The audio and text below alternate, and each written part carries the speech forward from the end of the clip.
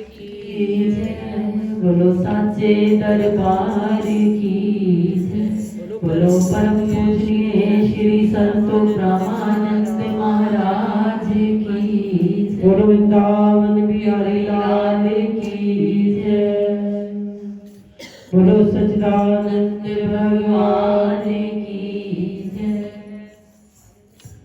नमस्कार करते है उस आत्मा को, सुबह याद करते है उस आत्मा को, परमहंस मुनियों की है सदगति जो, परमहंस ऋषियों की है सदगति जो। नमस्कार करते है उस आत्मा को,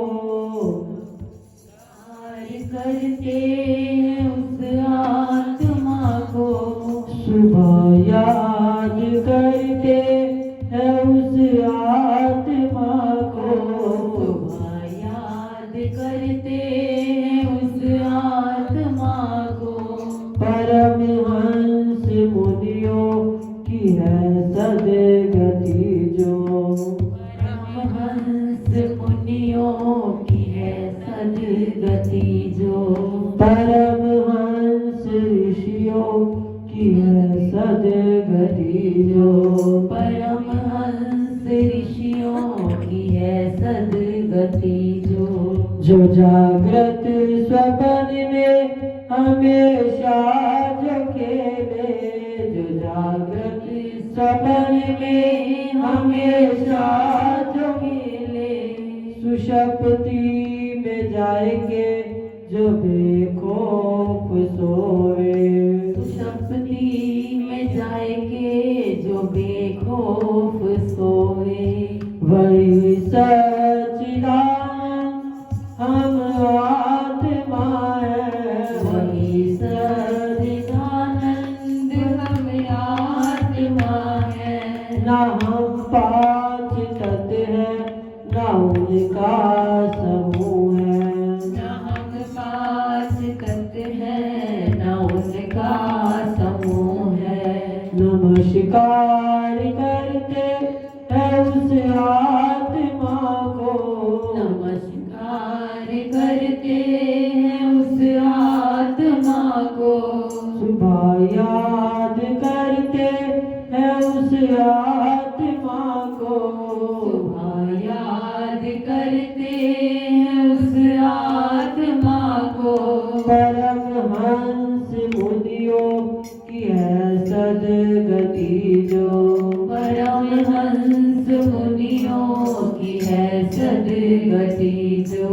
भजन करते हैं आत्म पद का सवेरे, भजन करते हैं आत्म पद का सवेरे, चल मन वाणी न उसके परे, चले मन वाणी न उसके परे, जिसे वेद नेति जगाते, जिसे वेद नेति से गाते, अहम ब्रह्मवृत्ति को है जिससे वो पाते, अहम ब्रह्मवृत्ति से जिसको है पाते, वही सच्चिदानंद हम आत्मा है, वही सच्चिदानंद हम आत्मा है। न हम पांच तत्व हैं, न उनका समूह है, न हम पांच तत्व हैं, न उनका समूह है, न हम पांच तत्व हैं, न उनका समूह है, न हम पांच तत्व हैं, न उनका समूह है। नमस्कार करते हैं उस आत्मा को, नमस्कार करते हैं उस आत्मा को, सुबह याद याद करते हैं उस आत्मा को, सुबह याद करते हैं उस आत्मा को। परमहंस मुनियों की है सदगति जो, परमहंस मुनियों की है सदगति जो।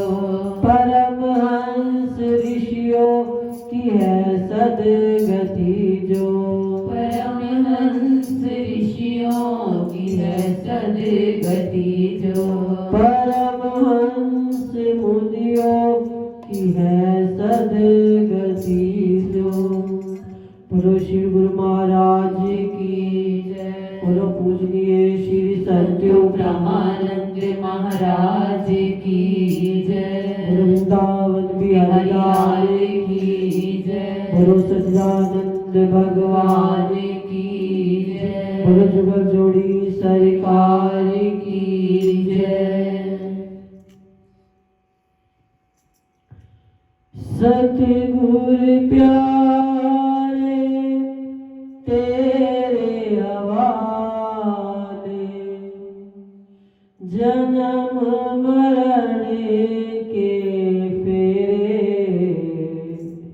हुण सानू फिकर नहीं असी हो गए थे। हुण सानू फिकर नहीं असी हो गए थे। सतगुरु प्यारे तेरे हवाले, सतगुरु प्यारे तेरे हवाले। हर हवाले तेरे हवाले, हमारा हवाले तेरे हवाले। जन्म मरण के फेरे, हुण सानू फिकर नहीं असी हो गए थे। फिकर नहीं असी हो गए। हुण सानू फिकर नहीं असी हो गए थे। हुण सानू फिकर नहीं असी हो गए।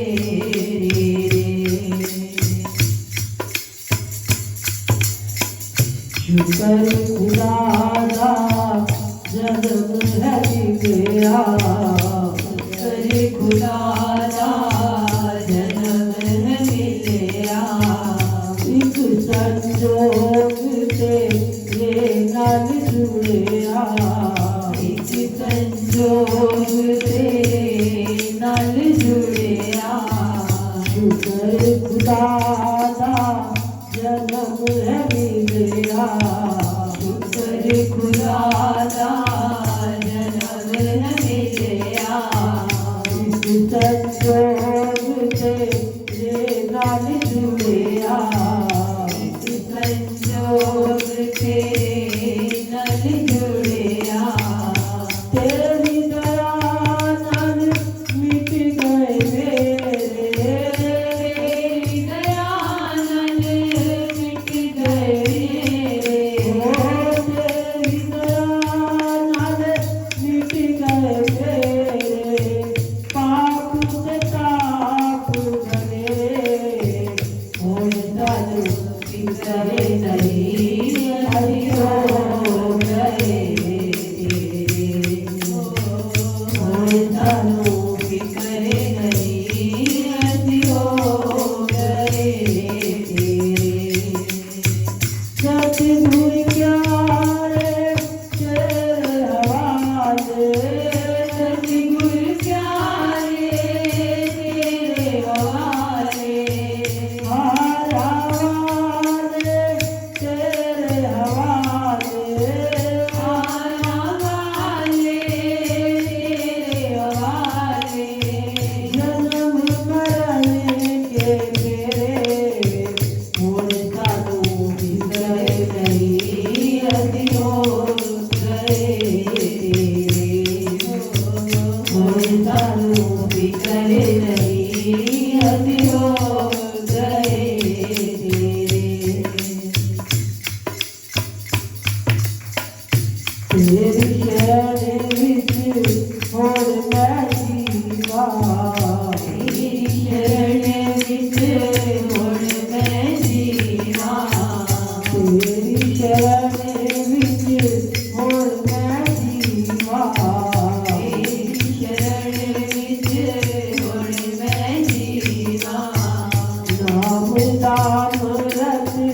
हर वेले पीवा नाम दाम रस हर वेल पीवा तेरी शरण विच होण मैं जीवा तेरी शरण विच होण मैं जीवा नाम दाम रस हर वेले पीवा नाम दाम रस हर वेल पीवा हर वेले ही नजर तू आवे हर वेले ही नजर तू आवे ओ हर वेले ही नजर तू आवे हर वेले ही नजर तू आवे तेरे सतगुर प्यारे मोर तन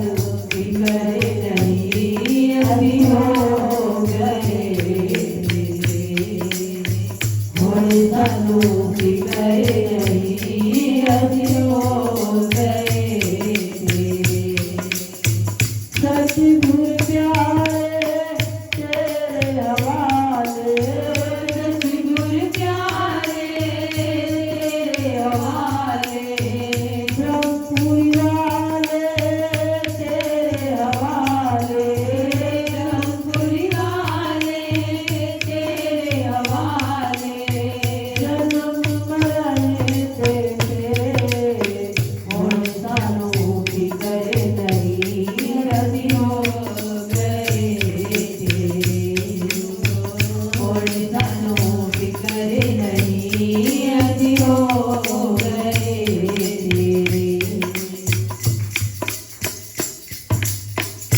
लोहा पारस संग कर जाए महाभारत संग कर जाए रूप बदल कर चल बन जाए रूप बदल बन बन जाए लोहा पारस संग कर जाए महाभारत संग कर जाए रूप बदल कर चल बन जाए रूप बदल जन बन जाए तर जावे लो हालकड़ी सग जावे लो हालकड़ी संग तर जावे लो हालकड़ी सग जावे लो हालकड़ी संग दास लगा लड़के मोर साधु बिगड़े नहीं रति हो गए मोर साधु बिगड़े नहीं रति हो गए सतगुर प्यारे तेरे हवाले सतगुर प्यारे तेरे हवाले हारा वाले तेरे हवाले हारा वाले तेरे हवाले जन्म मरण दे फेरे मोर साधु बिगड़े नहीं हंसी हो गए मोर साधु बिगड़े नहीं हंसी हो गए मोर साधु बिगड़े नहीं हंसी हो गए मोर साधु बिगड़े नहीं हंसी हो गए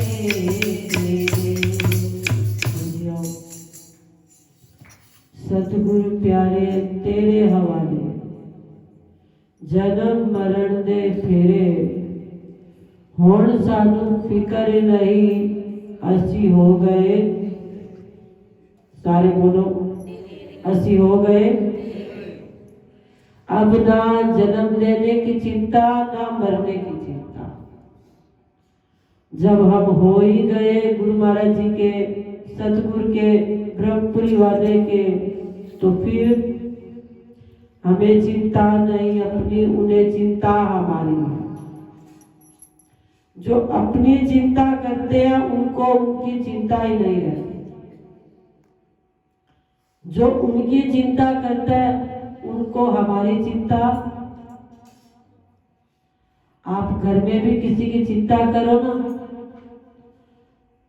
वो भी आपकी चिंता करता है। जिसकी चिंता आप ना करो ना तो वो भी आपकी चिंता। लेकिन जन्म मरण के फेरे वो हमारे छुड़वा नहीं सकता। वो कौन छुड़वाते हैं? श्री गुरु महाराज जी। तो देखो दास भी यही कहता है, मैं भी अब तुम्हारे लड़ लग गया। आपने लोहे को एक लकड़ी का संग क्या करवा दिया कि वो भी सागर में तैरने वाला बन गया। अब लोहे को तैराए तो तरेगा। एक छोटी सी सुई ले लो, कितना वजन होता है उसमें? 1 ग्राम का भी नहीं होता, आधे ग्राम का भी नहीं होता। अब हम उस सुई को पानी में डालें, 1 कटोरी पानी भी लेना, वो 1 कटोरी में भी नहीं तैरेगी। 1 कटोरी पानी में भी डूब जाती है। अब छोटी सी सुई, थोड़ा सा पानी, लेकिन देखो उस पानी में उस लोहे को डुबो दिया। लेकिन जब उस लोहे ने लकड़ी का संग कर लिया, लकड़ी का संग होते ही अब वो सुई तो क्या, अगर 100 किलो का बाट भी हो ना तो वो भी उसके साथ तैरने लग जाएगा। तो हम भी किसके लड़ लग जाए? जो जन्म मरण से दूर है, मैं मेरी से परे है। हमेशा हम जीवों के ऊपर कृपा करने वाले हैं, उसके लड़ लग जाए, उसके साथ अपने बंधन को, अपनी डोर को, अपनी चुनरी को उनके साथ बांध दे। देखो वो हमारे को यहाँ भी संसार सागर से भी हर तरह से पार करवा देंगे। लगे तो सही, लगना पड़ेगा। जो लगेगा, अरे पार वही होगा। जो लगेगा ही नहीं तो पार कहां से होगा? पार होगा वही जिसे पकड़ोगे राम। जिसे राम ही ना पकड़ेगा तो वो पार कैसे होगा? जिसको गुरु महाराज ने पकड़ लिया वो पार हो जाएगा। वो पकड़ते उसको है जो उनको पकड़ता है, जो उनको नहीं पकड़ेगा वो उनको नहीं पकड़ते। अब गुरु महाराज ने तो दरबार बना दिया। दरबार बनने के बाद सबसे पहले उन्होंने कृपा की, फिर हम अपनी कृपा करके उनको पकड़े। एक बार पकड़ेंगे वो कभी नहीं छोड़ेंगे। हम एक बार कोशिश तो करें। जो कोशिश करेगा, मेहनत करेगा, फल वही पाता है। जो कोशिश नहीं करता, मेहनत नहीं करता, वो कभी परीक्षा में उत्तीर्ण नहीं होता।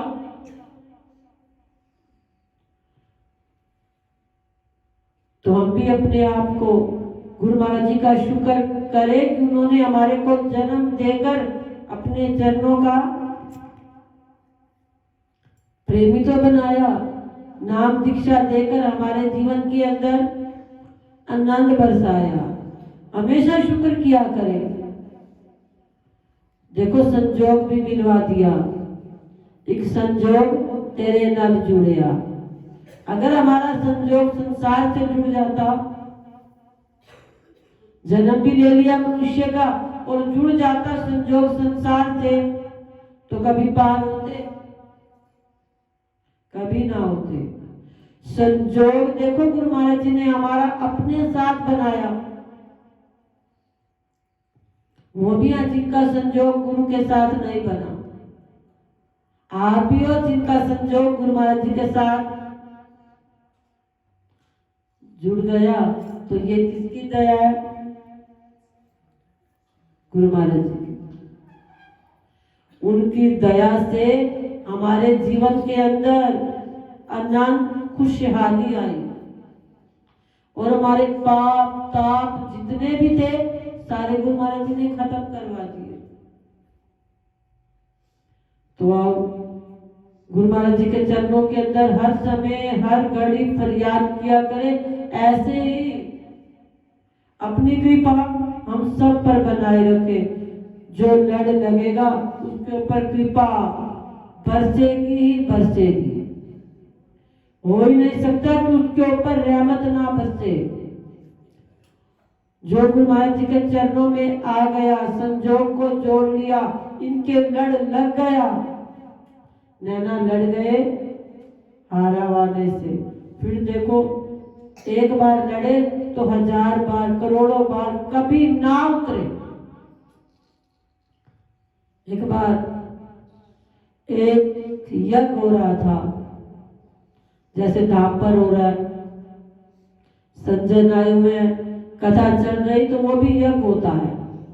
जहाँ संतों के प्रवचन हो, संतों का सत्संग हो, वो भी यज्ञ। ये नहीं कि जहाँ हम हवन करेंगे यज्ञ उसको कहते हैं। अगर किसी को रोटी खिला दो तो वो भी एक यज्ञ हो जाता है। जहाँ सत्संग हो जाए वो भी एक यज्ञ हो जाता है। अगर कोई गंगा स्नान कर आता है, किसी जल के अंदर स्नान करके आ जाता है तो वो भी एक यज्ञ है। अब यज्ञ चल रहा था, यज्ञ के अंदर राजा बैठा हुआ था तो वो एक बकरे की बलि दे रहा था।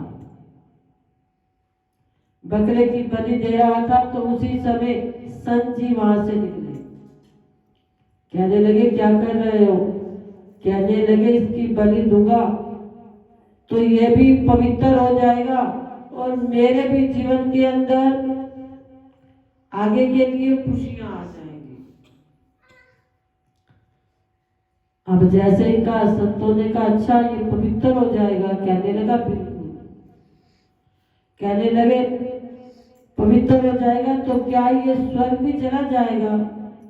कहने लगा देखो यज्ञ भूमि के अंदर आया है, यज्ञ भूमि के अंदर इसकी बलि चढ़ाएंगे तो ये अपने आप स्वर्ग को जाएगा। अब संत जी कहने लगे मुझे इतना समय हो गया, मैं भी स्वर्ग की राह देख रहा था कि मुझे स्वर्ग का रास्ता दिखाए। आज तुमने बड़ी सरलता से मुझे स्वर्ग का रास्ता दिखा दिया।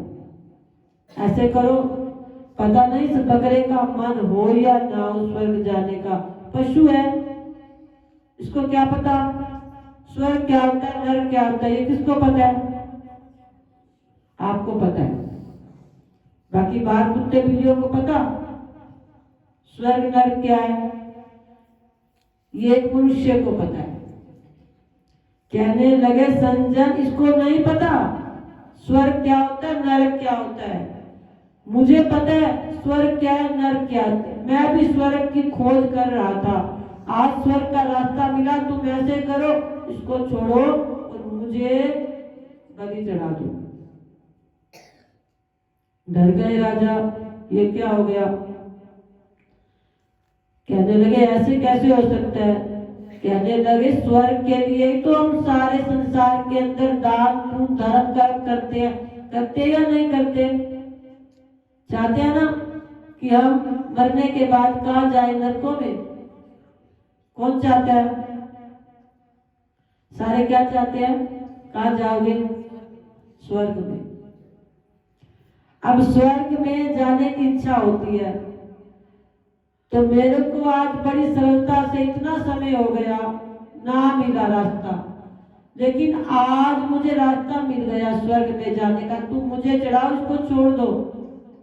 राजा घबराया, कहने लगा ऐसे कैसे हो सकता है? बकरा तो जाएगा लेकिन आपको कैसे बलि चढ़ा दूं?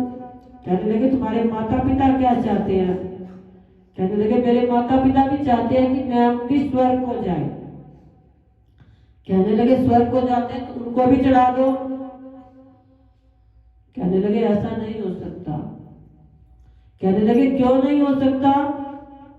जब एक जो बोल नहीं सकता, जिसे कुछ समझ नहीं, उस निर्जीव जंतु को तो तुम बलि चढ़ा रहे हो। वो जो बोल सकता है, समझ सकता है, जिसे पता है स्वर्ग नरक क्या, उसको तुम चढ़ाने के लिए मना करते हो। आपने माता सीता को देखा जब वो जंगल के अंदर थी ना, लवकुश के साथ, किसके आश्रम में रहती थी? वाल्मीकि आश्रम के अंदर। वाल्मीकि आश्रम के अंदर जब सीता माता बच्चों को साथ लेकर जंगल में जाती थी, तो उस समय उनको छोटी छोटी कुल्हाड़ियां साथ देती थी, आप बड़ी लेती थी, और जंगल में जाने के बाद कहती थी कि अब जो लकड़ियां होगी हम उस लकड़ियों को छोटा छोटा करके घर के अंदर लाएंगे और फिर जलाएंगे। अब लवकुश ने क्या किया, जो छोटे छोटे पेड़ थे ना, उनकी लकड़ियों को काटने लगे। तो उस समय माता सीता ने कहा, पेड़ों से लकड़ी काटना एक हत्या है। पेड़ों से, वृक्षों से फूल तोड़ना, फूल टूट जाए, नीचे गिर जाए, उनको उठा लो। जो लकड़ी ऊपर से नीचे गिर जाए, उस लकड़ी को उठा लो। कहने लगे, अगर तुमने लकड़ियों को काटना आरंभ किया तो ये बड़े कब होंगे? हम आते हैं ना ब्रह्मपुरी में, जो भी देखते हैं छोटा है या बड़ा फूल है, मिनट में उसको अरे कर्म बनता है। माता सीता ने कहा, छोटे को तोड़ोगे तुम्हारा कर्म बनेगा।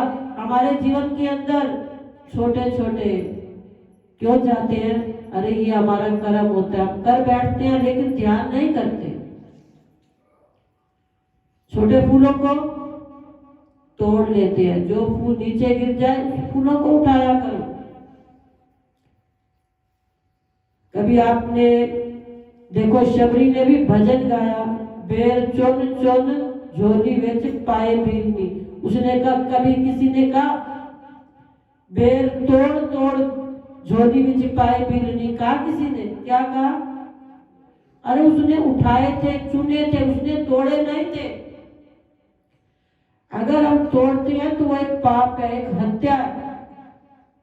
जो नीचे गिर जाए उसको उठा लो। लवकुश को समझ आ गया, तभी देखो वो आज किसकी श्रेणी में आते हैं, इनका इतिहास बना हुआ। महापुरुषों के में आते हैं या नहीं आते? हमारा कोई महापुरुषों में नाम आता है? क्योंकि हम ना जाने पूरे दिन के अंदर, फिर हम कहते हैं कि हमारे जीवन में दुख संकट क्यों आते हैं, ना जाने हम पूरे दिन में कितनी गलतियां कर बैठते हैं, कितने पाप कर बैठते हैं। अब माता सीता ने समझाया तो लवकुश समझ गए। वहीं पर उन्होंने लकड़ियों को वृक्षों से काटना छोड़कर जो नीचे गिरी पड़ी थी उनको कुल्हाड़ियों से काटना शुरू किया। हम बच्चों को ना जाने, बच्चे दिन के अंदर कितनी बार कर गलतियां करते हैं, और हम क्या कहते हैं? बच्चा है। अरे वही छोटा बच्चा कल हमारे लिए क्या बन जाएगा? अरे इतिहास बनेगा। गलत करेगा ना तो वो हमारे जीवन के अंदर दुष्ट बन जाएगा। अच्छा कर्म करवाएंगे, सिखाएंगे तो वो हमारे लिए क्या बन जाएगा? अरे महापुरुष बन जाएगा। तो हम बच्चों की नादानियां हर घड़ी हर पल क्या कर देते हैं? अनजान है। अरे ऐसा मत कहा करो, छोटे बच्चे ही सीखते हैं हर काम को, चाहे वो अच्छाई है चाहे वो बुराई है। बच्चों को हमेशा सत धर्म पर चलाना सिखाया करो। सत धर्म पर चलाना सिखाएंगे तो फिर वही बच्चे आपके लिए आपका ही जीवन संवारने लग जाएंगे, आपका जीवन के अंदर वो खुशियां देंगे। आज हमारे बच्चे हमारे जीवन में खुशियां क्यों नहीं देते? क्योंकि हमने उनको वैसा कर्म करना तो सिखाया ही नहीं। बचपन में उनकी सारी नादानियों को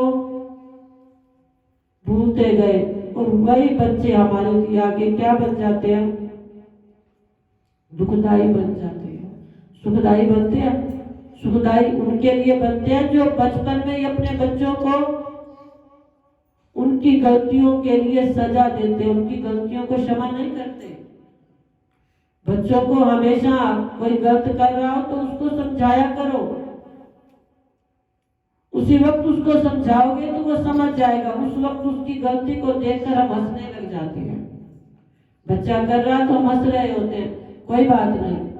अरे वही हमारा एक दिन का हंसना हमारी पूरी जिंदगी का रोना हो जाता है। होता या नहीं होता? तो इसलिए गुरु महाराज जी के चरणों के अंदर राजा भी समझ गया कि अगर स्वर्ग को ये पकड़ा जाएगा तो स्वर्ग को हम भी तो जा सकते हैं। तो इसलिए अपने आप को चढ़ाना सीखो। हमने कभी अपने आप को चढ़ाना सीखा? जो अपने आप को चढ़ाएगा गुरु महाराज जी उसके जीवन के अंदर खुशियां भर देंगे, आनंद भर देंगे। तो आओ गुरु महाराज जी के चरणों के अंदर आए। गुरु महाराज जी सबके मनों के भावों को संपूर्ण करें। कार्तिक मास का आनंद ले गुरु महाराज जी के चरणों में आने का। श्री कृष्ण गोविंद हरे मुरारी नाथ नारायण वासुदेवा। श्री कृष्ण गोविंद हरे मुरारी नाथ नारायण वासुदेवा। हे नाथ नारायण वासुदेवा, हे नाथ नारायण वासुदेवा, हे नाथ गोविंद हरे मुरारी नाथ नारायण वासुदेवा।